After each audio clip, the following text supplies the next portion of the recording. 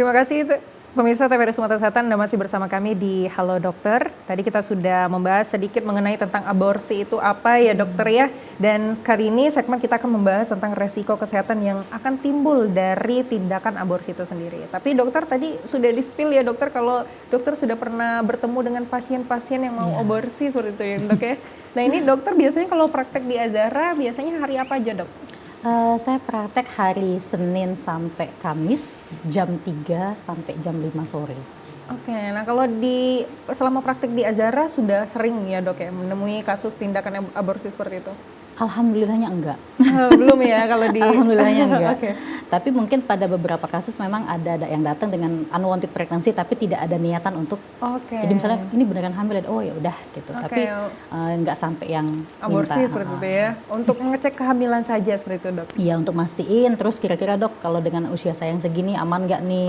Tuh, atau misalnya ada ngeliat ngeflag, pengaruh nggak nih ke bayinya gitu kan.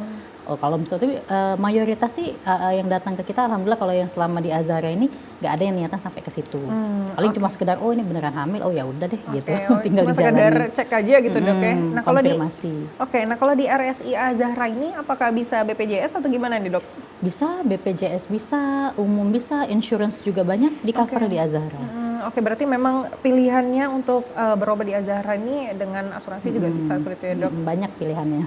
Oke, nah ini kita lanjut mengenai tentang aborsi ya dokter ya. Ini seberapa cepat sih dok ketika seorang wanita itu melakukan tindakan aborsi, pemulihannya itu bagaimana dok? Apakah lama? Kalau untuk pemulihannya sendiri, kalau sehabis tindakan atau sehabis terjadi kondisi keguguran seperti itu, paling kita istirahat kurang lebih 1 minggu ya.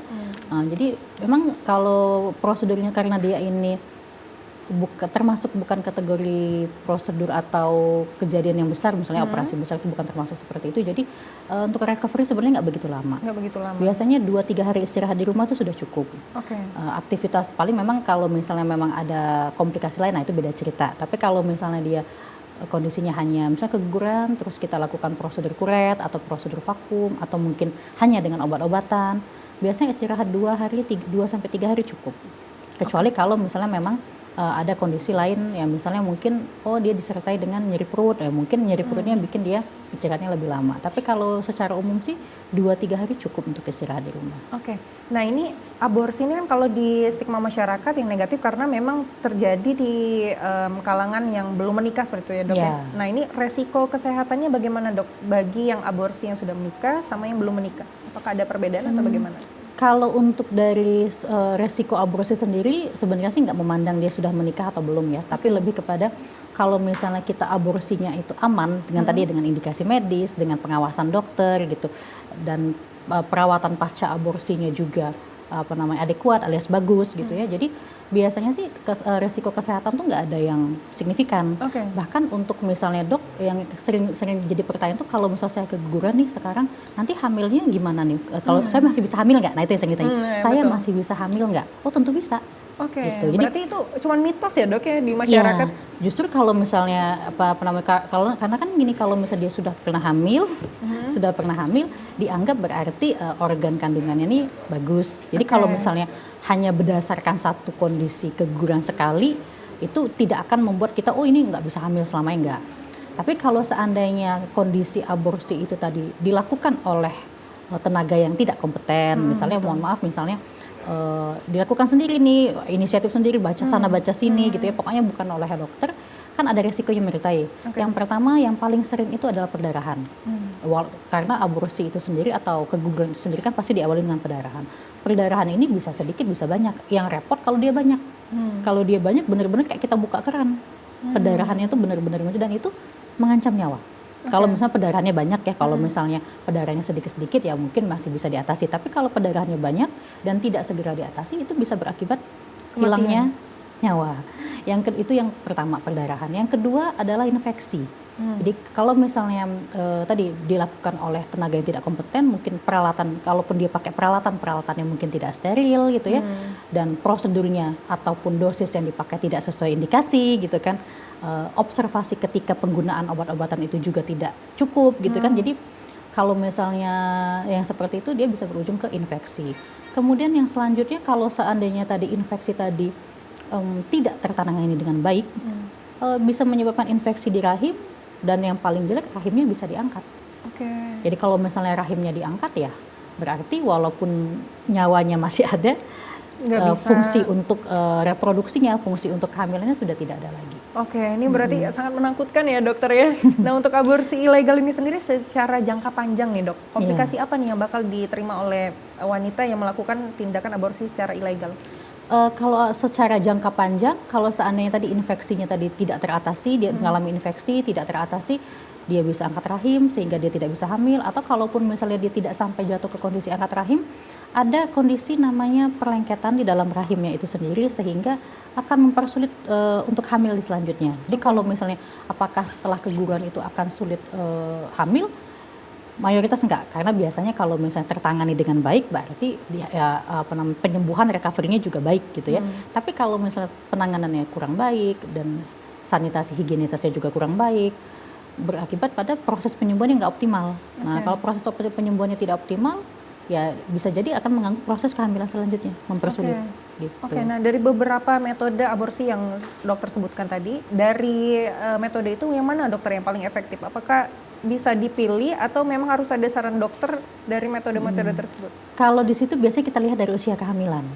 Kalau misalnya usia kehamilannya masih muda, masih di bawah 2 bulan, 3 bulan, kadang-kadang kalau misalnya dia memang masih berbentuk janin gitu ya, masih kehamilannya masih ada gitu ya, itu bisa lewat obat-obatan, bisa lewat dengan vakum kita bilangnya. Jadi disedot kalau bahasa awamnya ya, disedot.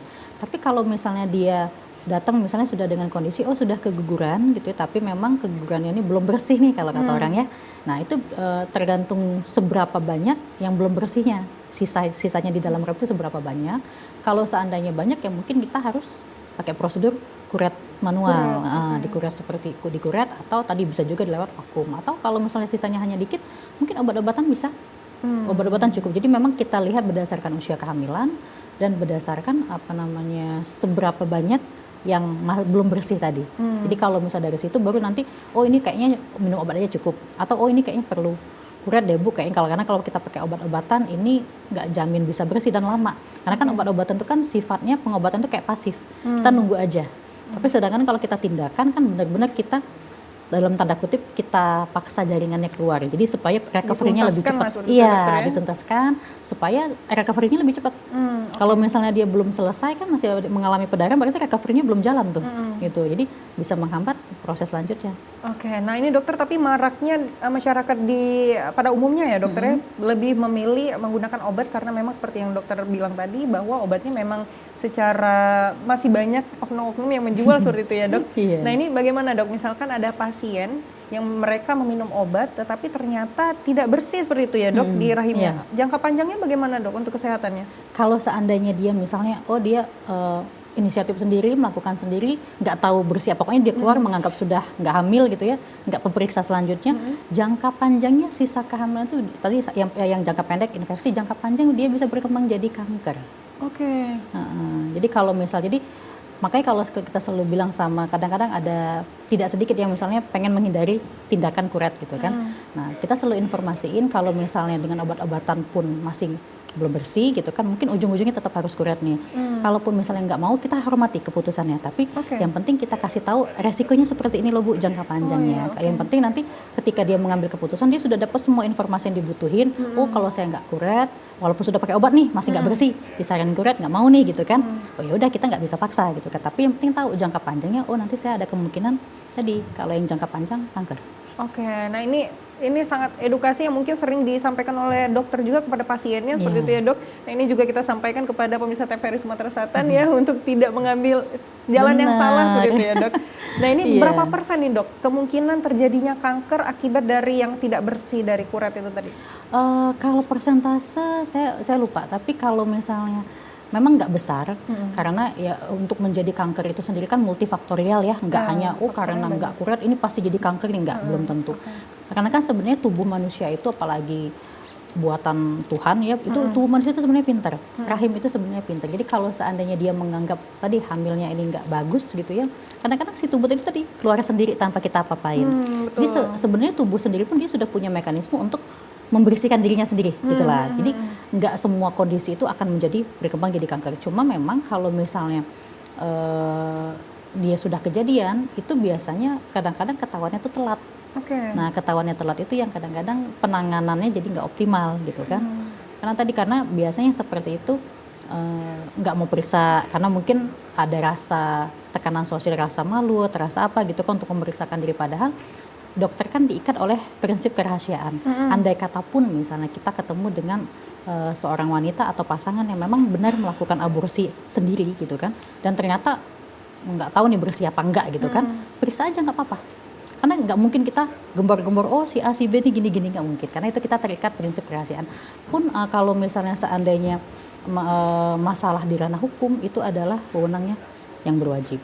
Jadi dari kita sendiri sih prinsipnya adalah kerahasiaan. Jadi kalau misalnya memang ada nih di masyarakat kita gitu kan, yang mengalami kondisi seperti ini gitu kan, jangan takut untuk periksa. Jangan takut untuk periksa. Jadi walaupun mungkin memang tindakan aborsi itu tidak baik gitu ya, tidak legal dan juga secara agama juga ditentang. Tapi kalau itu sudah kejadian dan memang mungkin ada kondisi medis yang perlu perhatian, jangan ditahan.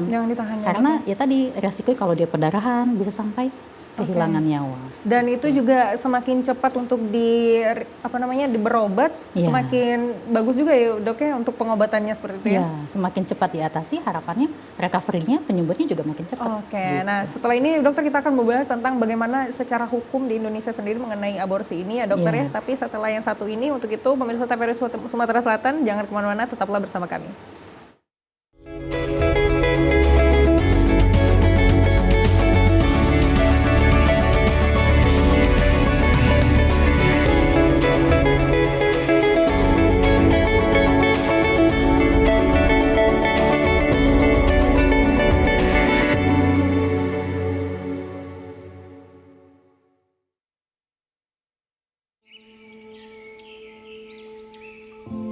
Taman Nasional Tanjung Puting.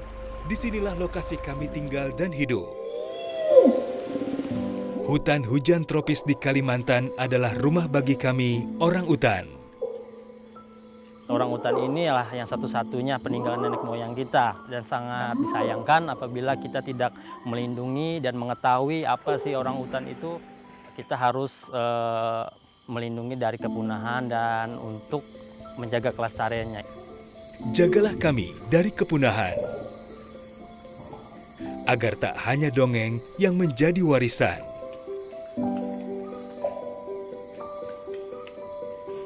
Kami juga memiliki hak hidup yang sama, seperti kalian, manusia. Pelihara hutan, selamatkan orang utan dari ancaman kepunahan.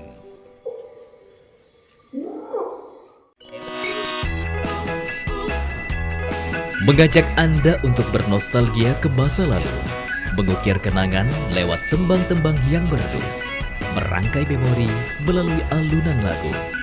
Temukan melodi abadi di setiap nada pada program Tembang Kenangan. Di sini, di batas kota ini, ingin ku tuliskan surat untukmu, biar engkau mengerti perjalanan hidupku di dalam menggapai cita-cita. Setiap hari Rabu pukul 21.30 waktu Indonesia Barat dan Minggu pukul 20 waktu Indonesia Barat, hanya di TVRI Sumatera Selatan.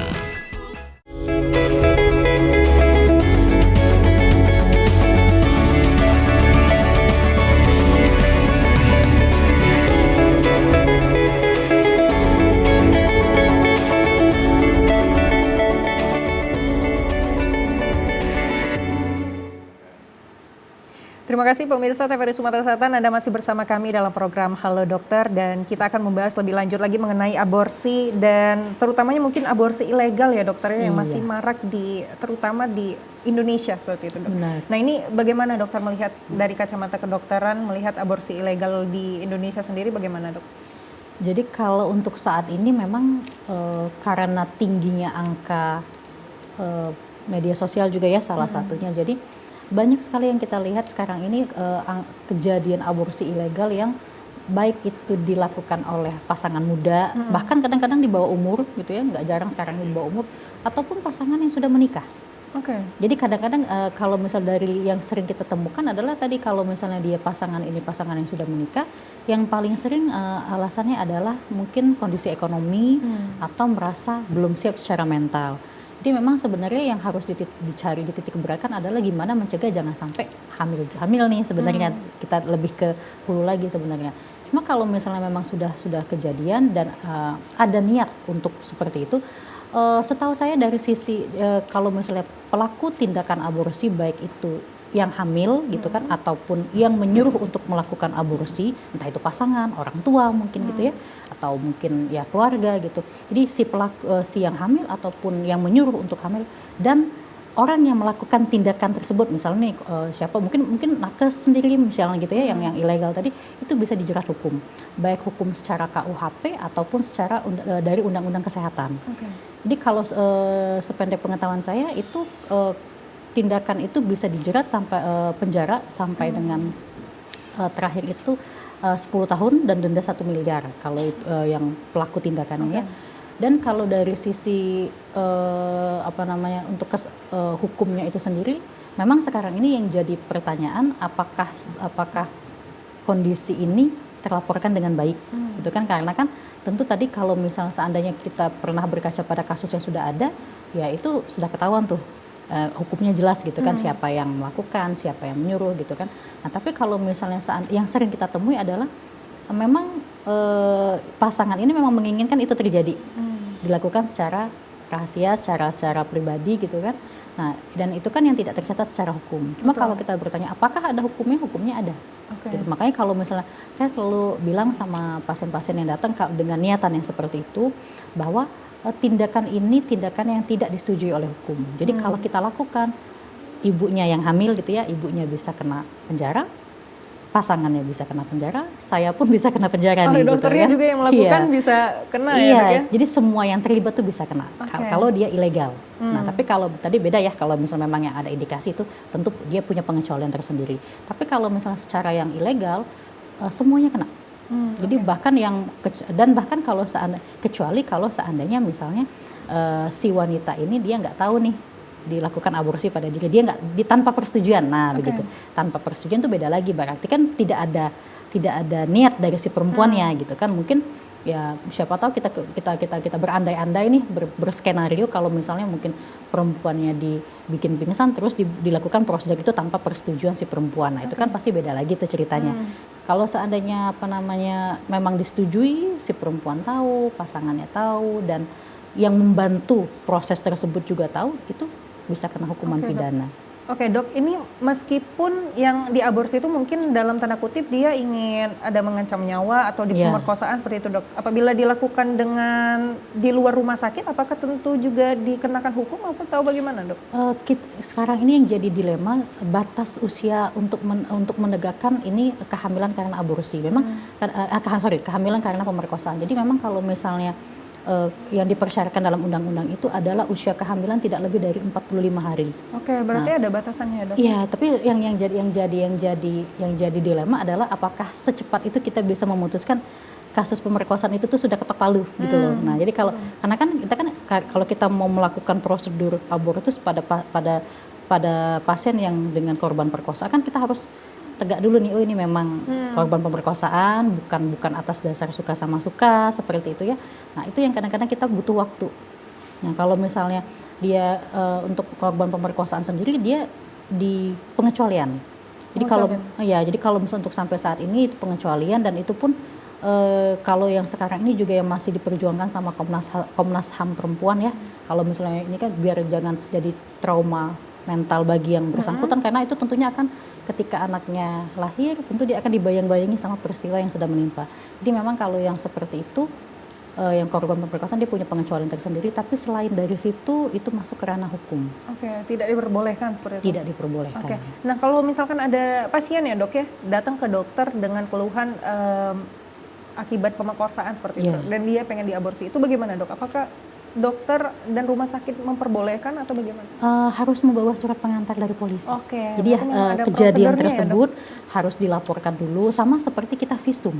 Oke. Ketika kita misalnya ada visum, misalnya pemerkosaan walaupun nggak sampai hamil nih ya, gitu ya, atau mungkin ada pencabulan, mohon maaf gitu ya. Jadi kekerasan seksual seperti itu kalau dia pengen datang ke rumah sakit atau ke pusat kesehatan manapun, puskesmas sekalipun atau ke praktek pribadi, saya pengen visum nih dok katanya.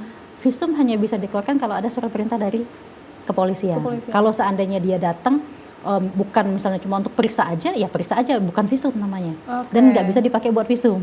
Jadi misalnya ibarat tuh nyusul nih, saya nggak saya periksa sekarang, nanti suratnya nyusul nih gitu kan, ibarat itu nggak bisa. Jadi harus datang, bahkan yang surat yang membawa pun harus dari kepolisian. Jadi didampingi sama kepolisian, ada surat dari kepolisian, oh ini mau minta visum nih gitu. Biasanya sih yang paling sering seperti itu. Harus jelas seperti itu ya dok ya, Iya, harus jadi, ada pendampingan dari kepolisian. Karena kita ya bukan bermaksud untuk berburuk sangka, tapi pemerkosaan itu kan adalah sesuatu tuduhan yang lumayan serius ya. Jadi kalau misalnya seandainya memang itu terjadi, tentu kita harus confirm dulu nih, ini memang benar ada kasus seperti itu, baru bisa kita proses. Tapi kalau misalnya tidak, misalnya dengan alasan hanya berdasarkan keterangan dari yang bersangkutan atau keluarga tanpa ada bukti atau tanpa ada konfirmasi dari kepolisian, dan prosedurnya semisal sudah kita jalankan gitu kan, ternyata ini bukan kasus gitu ya, jadi itu akan jadi bisa jadi kasus pidana yang seperti itu. Jadi memang harus melalui kepolisian. Ada prosedur dan tahapannya ya dok ya. Benar. Nah untuk aborsi ini sendiri dok, apakah memang ada harus dari dokter kandungan atau memang ada dokter lain yang bisa melakukan hal tersebut? Kalau berkaca pada kata bisa, mungkin semua mayoritas dokter bisa ngelakuin, tapi apakah boleh? Jadi kalau untuk kedokteran sendiri atau dari dunia kedokteran sendiri, kita ada bidang kompetensi masing-masing. Jadi kalaupun misalnya kita pengen, memang ini prosedurnya memang karena ada indikasi medis ya, itu akan dilakukan oleh dokter kandungan.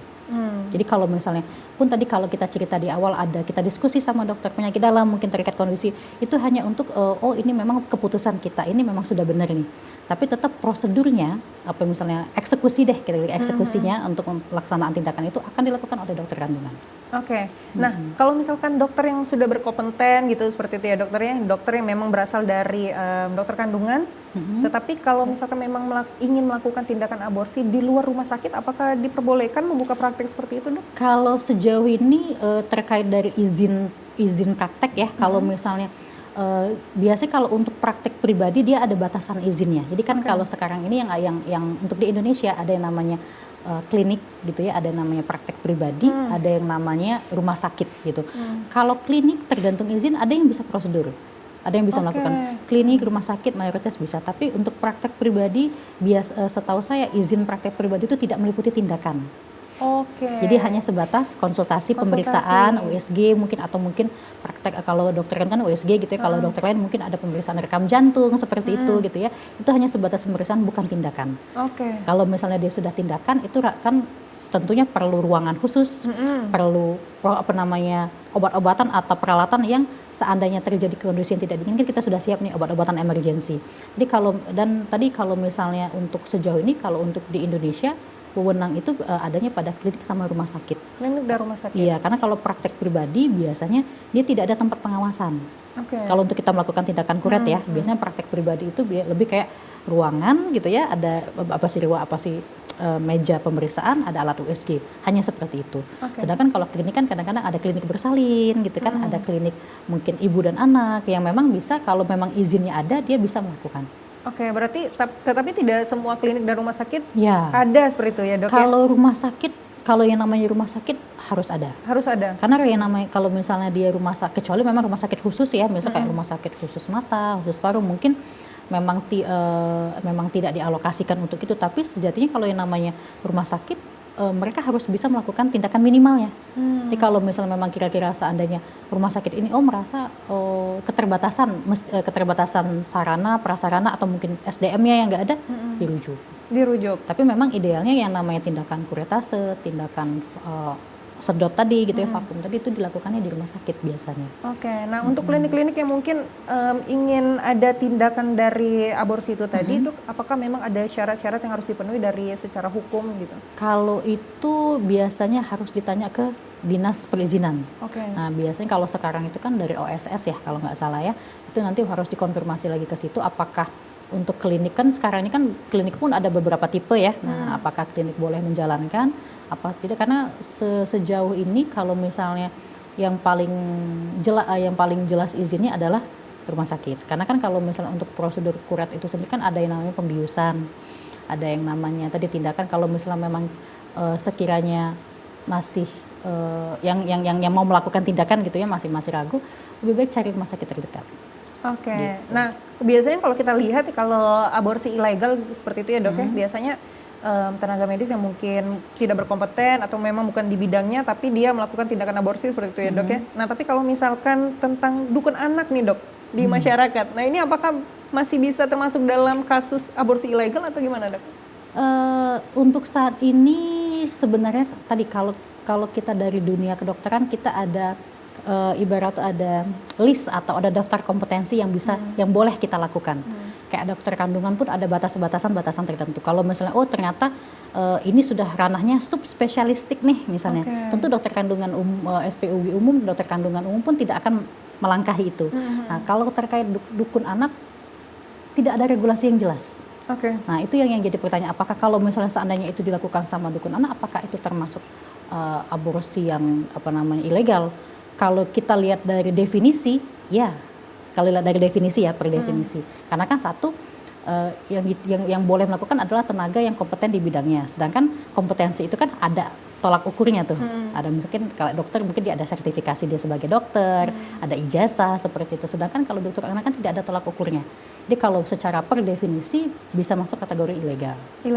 Bisa masuk kategori ilegal. Kalau per definisi, tapi memang fakta di lapangan. Bagaimana kita tuh, bicara dok? fakta di lapangan. Cukup mungkin kalau bukan hanya kondisi abortus ya, tapi pertolongan persalinan pun banyak dilakukan oleh dukun anak. Betul. Tapi kita kalau dari sisi aborsi tadi tetap kita berkaca berlandas pada syarat-syarat yang ilegal yang tiga syarat tadi. Tapi kalau untuk masalah dia dukun anak melahirkan anak, bahkan kalau untuk sekarang ini kita sudah memang melatih dukun anak untuk ada pelatihannya dok ya? Bukan pelatihan sih, lebih kayak misalnya memberikan edukasi sebenarnya misalnya lebih ke arah sterilitas supaya kebersihan seperti itu kan, atau mungkin yang lebih pasnya seperti apa, karena memang nggak nutup kemungkinan kadang-kadang di daerah-daerah yang masih jauh dari jangkauan fasilitas kesehatan itu kan memang terbatas. Dan walaupun demikian tetap kalau misalnya seandainya senternya lebih banyak sudah ada tenaga kesehatan, lebih baik ke tenaga kesehatan. Ini artinya tindakan ini sangat dijaga ketat oleh hukum seperti itu ya dok, agar tidak sembarang orang seperti itu ya dok ya. Benar sekali. Ini pembahasannya menarik sekali dokter, dan pemirsa TVRI Sumatera Selatan, kita akan kembali lagi dengan edukasi tentang pencegahan dari aborsi ini. Dan untuk itu pemirsa tetaplah bersama kami.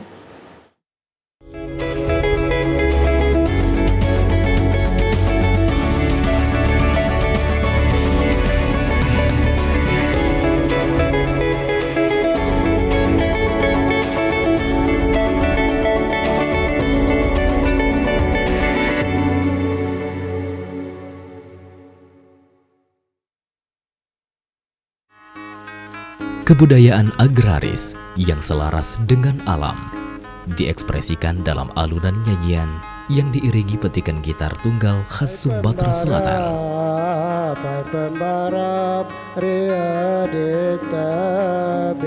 Saksikan kesenian musik tradisional yang tak lekang oleh zaman di program Batang Hari 9.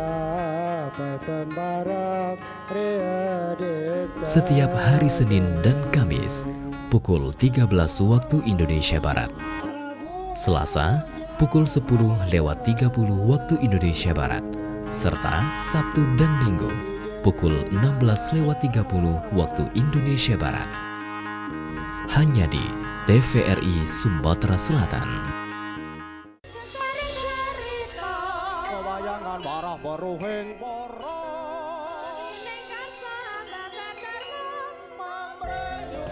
Salah satu keanekaragaman budaya Jawa yang masih favorit hingga saat ini adalah wayang.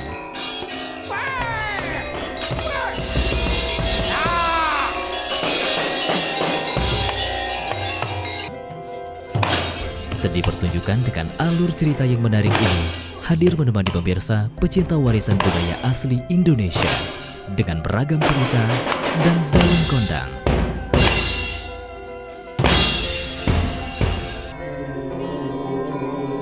Wayang setiap Sabtu pukul 22 waktu Indonesia bagian Barat.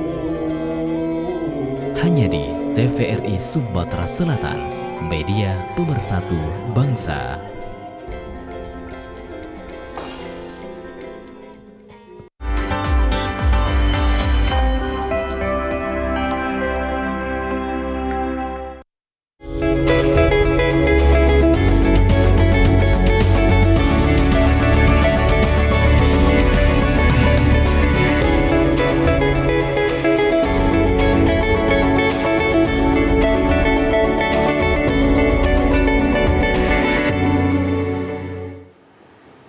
Baik, terima kasih pemirsa TVRI Sumatera Selatan. Anda masih bersama kami dalam program Halo Dok, dan sempat terputus tadi kita sudah membahas bagaimana secara hukum aborsi di Indonesia, seperti itu ya Dok. Nah mungkin di segmen ini kita akan lebih membahas bagaimana Dok, di maraknya masih ada seperti itu ya Dok ya kasus aborsi ilegal di masyarakat kita.